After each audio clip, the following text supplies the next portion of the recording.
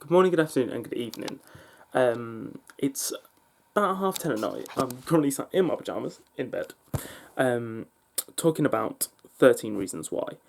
I watched the majority of it here. Whenever I watch Netflix, I seem to do it in the only way possible, which is in your pajamas in bed.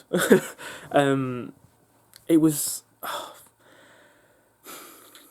It's hard to explain because I loved this show. This show is such a good show, not just for the fact that it's entertaining, but it's also insightful and really wants to get the message that it's trying to tell you out there. It's trying to give you everything, and it doesn't shy away from giving you everything.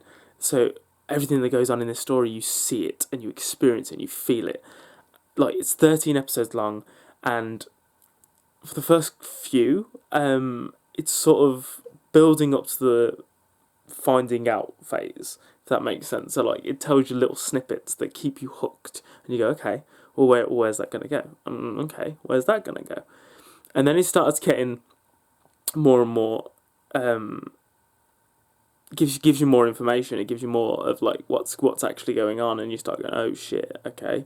And then it gets to a point where you're like, okay, I didn't expect you to go this far with it. Like, it doesn't shy away from all the taboo subjects. They are taboo, but they shouldn't be, and that's what this show tries to tell you in a way. The people who worked on the show, the creators of the show, have all said that it was something that took a long time to get out there. They put a lot of effort into this. They made sure they got everything right, everything that they needed to get right. They made sure it was right. So it took them quite a while to get through. And like, there's a documentary you can watch afterwards that's about half an hour long. Quite literally, the 13 episodes ended, and then it was like, hey, do you want to watch this documentary for half an hour afterwards? And I was like, may as well. And listening to the character, the actors playing the characters, saying it was so hard to put myself through, not just the actor I was playing it with, playing these scenes with. Like, it was so hard to put myself through as well as them. I can't imagine being in that situation in real life. And they really try and make it as real as they can. There are a lot of moments in this show that you just think, this does happen to people. And the fact that they really show it and they really make it gritty and raw and true. They make it as accurate as you can make it, without knowing the exact ins and outs of it all. It's insane to think that, like, this sort of thing goes on. For anyone that doesn't know what the show is about, I know I've just ranted about like how I felt about the show, mostly just because this is how I want to talk about things. This is a let's talk about, not a full review. So if you haven't seen it, you're not sure if you do want to watch it. It's about a girl that commits suicide, and she leaves tapes. She leaves 6 tapes, 6. I'm blanking on how many types there are, but there are 13 reasons and there are 13 sides. So it's not 13 tapes, it's 13 sides. That's what I'm trying to. It's 12, but it's not. It's going to be 7 tapes because of the 13th reason. And she leaves these tapes for the people that have caused this to happen to find out how they had a hand in her suicide. It mostly follows a good group, a good cast of people, but it mainly follows like the main person, Clay Jensen, and it's all about how he discovers how he's on these tapes. It's phenomenally acted. The people in this show, they're quite young. They're quite a young cast, which is good because sometimes you'll watch these things and you're like, this person's like 30. You're not in high school. They all look high school age. Every emotion that comes out of these actors is felt. I could feel the emotion coming out of these actors. It was at times the person that plays Clay, all the actors' names are over my head because this is the only thing I've really seen them in. But I can't wait to see where their careers go from this. You just feel like at the end of it that these are made stars. And it's such gritty that they're so good at bringing out the emotion in all of this. The writing and the acting is so good at bringing out all the emotion in it, and the directing, obviously. But the person that plays Clay said, like, we tried to make sure that you'd make you laugh, make you cry, make you feel the emotions that we're all going through and stuff. I didn't find myself laughing as much as maybe they thought I would. Like, there are a couple of comedic moments here or there, but it's a show about a girl that commits suicide. Like, you can't find the comedy in it as much as maybe they wanted me to. Um, but they made me feel everything that the characters were feeling in this show. This is a let's talk about. It's a spoiler heavy thing from a certain point, and you'll this will probably be your warning point. So I'm just going to leave it here as a this is a summary of what I thought of it. This is such a great show. If you've not seen it, I recommend you watch it. It's one of my favourite Netflix shows they've done. I'll put it like that. I've heard it's a book. I've not actually read the book. I didn't know it was a book either. I had to look it up to find out it was a book because I started panicking. It was a true story. And what I found out, it's not 100% a true story. The author went through something with one of his family members that was linked to a suicide attempt. And this is the story he came up with to bring awareness to it in a way. From what I can gather, from what I've read online, which is really cool to see that barrier being broken down in a way, because it's not something that you hear a lot about. But genuinely, I love this show. As emotional and heart wrenching as it is, this show is amazing. So we'll go from that into like me talking about what happens in the show a little bit. So like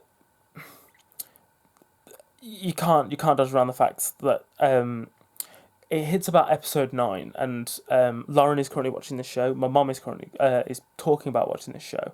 I've tried not to spoil anything for them at all. I have pre-warned Lauren that some of the scenes are extremely graphic, because it comes up about episode 9. It comes up with a warning saying some of the scenes in this depict sexual assault, like rape, and then later on it's suicide. And you see these things and you just go, okay, it's just going to be like hints of, you, obviously not full on, but you see the rape and how it happens and how it goes down, to certain characters that are obviously the ones that get raped, and it's so well done to a point where you're just going, this is unbelievable. You hear about it happening, but you can't imagine how it must feel. But this show really tries to make you feel it and feel how devastating that must be, and really breaks down that barrier of like that. Like they say in the documentary afterwards, like we as a community, if it ever happens to a woman or a man, everyone's very what's the word? Everyone's very they don't want to say anything because they're very embarrassed by the situation. But it shouldn't be like that. Like, they should be able to just be like, I can't believe this happened. We need to get this man prosecuted for this, or this woman prosecuted for this. But everyone seems to hide away from it because it's so taboo and so secretive.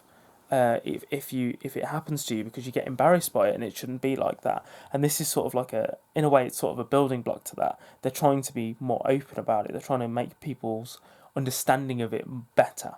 So you can imagine what these people are going through at a better range at such a young age as well, because it's not fully aimed at teenagers, but it is at the same time. The way they described it was, they treat young adults as adults. You need to know what's going on. You need to know what consent is. You need to know what all of these things are to fully understand what is going on and what you're experiencing in this situation. So like there's a proper, you see these rape scenes happening, and right at the end, you see her commit suicide and how she does it. The rapes shook me.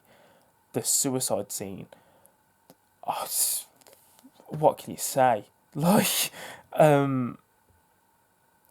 it's not something you ever want to picture anyone doing to themselves, and they show you exactly how the girl in the story. This is why I googled it in the end, because they show you exactly how the girl in the story commits suicide, and it was crazy. They show you how Hannah does it, and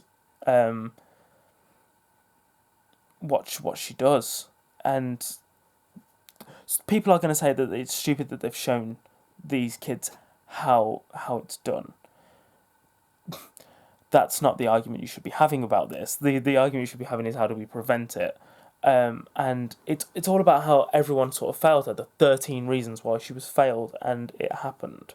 And that's why I checked if it was based on a true story, and it wasn't, thankfully, because this is a crazy story, but it's not a untrue story. It's a story of things that do happen in high school. I remember, not obviously to this length and to this depth and stuff like this, but similar things happening, and if it had just gone that little bit worse, maybe it would have been very similar, more similar to this story than it already was.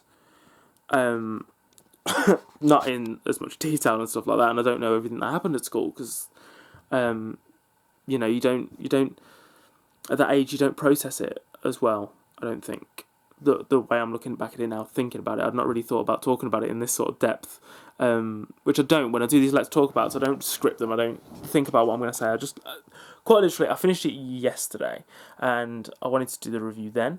It has been over 24 hours now of me thinking about what I want to say about this show, and in the end I've just sat here, turned the camera on and just ranted and just said things, because that's the truest form of what I think of this show.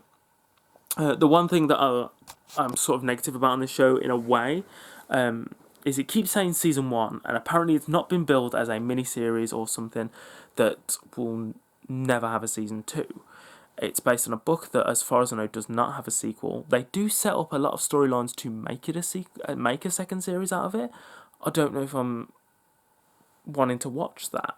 Like, it's based on a book, and the book ends in a certain place, and the show ends in a very similar place to what the book ends, as far as from what I've understood from different people talking about the book.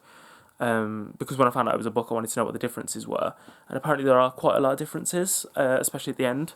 So I am interested to read the book, and I'll see what I think of the book. But if the book doesn't have a sequel, I'm not sure if the show should. If they do one, I might watch it, but it's not something I'd go out to seek to watch.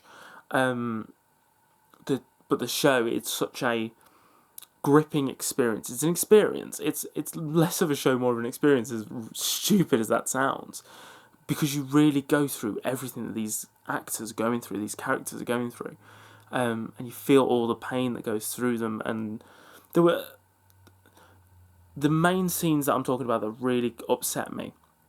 This is one of the first times I've ever sat and watched a show that upset me to a point where I thought I was going to start crying or something, or welling up. I've never really had that with a show before, where I'm sat there going, I can't believe what I'm seeing. Like, it's really, really getting to me, which is amazing, and it's not a negative at all. That needs to be embraced, and that they give helpline numbers and stuff like that at the end of the show, just in case anyone needs the helplines because they're watching something and they're thinking, I'm going through something very similar to this and I need help. It's almost a groundbreaking show in that way. It shows you everything that you hear about but never see, that is very taboo, that needs that wall breaking down on it, and they give you an outlet for it as well. And I can't say enough good things about this show. There's nothing, apart from the fact that there might be a season 2 that I'm not sure if I like the idea of, there is nothing bad about this show. Everything about this show was amazing. You've got this arsehole character all the way through the show, right in the background. You think it's going to be Justin. That, like, when I first started watching it, I thought it was going to be Justin, that was going to be this bad guy. You're always looking for the antagonist. I hope I'm saying antagonist right, and it's not protagonist. I'm sure protagonist is the person you're favouring. You're always thinking that to me, I was thinking that Justin was going to be the antagonist of the whole show, and then all of a sudden it flips, right around the middle of the season, maybe right, maybe 3/4 in, it flips all of a sudden, and you find out it's not, it's Bryce. And then you start going, I can't believe this was right in front of me the whole time. And then the way it ends, one of the changes, I believe it's one of the changes in the ending, is Alex shoot himself in the head. And that's another thing where, like, they talk about it all the way through. Like, you don't know someone's in trouble until they try and ask for help. And if they don't ask for help, you sort of miss the signs. And then you start, when you find out he shot himself and you start thinking back to stuff, you start going, those were the signs that I've completely missed throughout this whole show. So it's got so many different layers, so many different complex layers and things like that that just really gripped me. It really gripped me. I started watching it last Sunday, I believe, and I finished it on Thursday. And that includes a full day where I can't watch it because I'm with Lauren, and she had only just started it, so I didn't want to watch it and spoil things for her because I was right at the end. I was on episode 12. I was on episode 12 of 13 when I got to Lauren's on Wednesday night. So from Sunday to Tuesday, I'd watched 12, near enough 12 episodes, an hour long each. So you can imagine how much this show gripped me. It's heartbreaking, it's heart-wrenching, it's emotional, it's gritty. It really brings the emotion, makes you feel the emotions, but it's also such an amazing show for all the reasons I've listed. If you haven't seen it, I'd recommend watching it. If nothing I've said there has put you off. If things I've said there has put you off, maybe not. Maybe stick to the book. The book would give you a very similar outlook afterwards, I think, to what the show did. But the show is the first time, like, they've probably depicted things like this in books before, but this is the first time you've ever seen things like this, where it really takes you aback and you really have to sit there and go, I can't believe I've just witnessed this. I can't believe they've allowed this to be put on a show, and I can't believe I've witnessed it. And for that, the show has to be given props. And the way it's portrayed, the way it's acted, the way the characters come across, the way it's directed, everything. It's an amazing show. I really enjoyed it. I've got nothing currently on my Netflix list that I can think of. Basically, I was going to watch this or Iron Fist. And I'm glad I picked this because I've heard mixed things about Iron Fist. So I might watch Iron Fist and we'll do a review of that, but I'm not sure. I hope you enjoyed this, and I hope that you're looking forward to whatever the next review is going to be.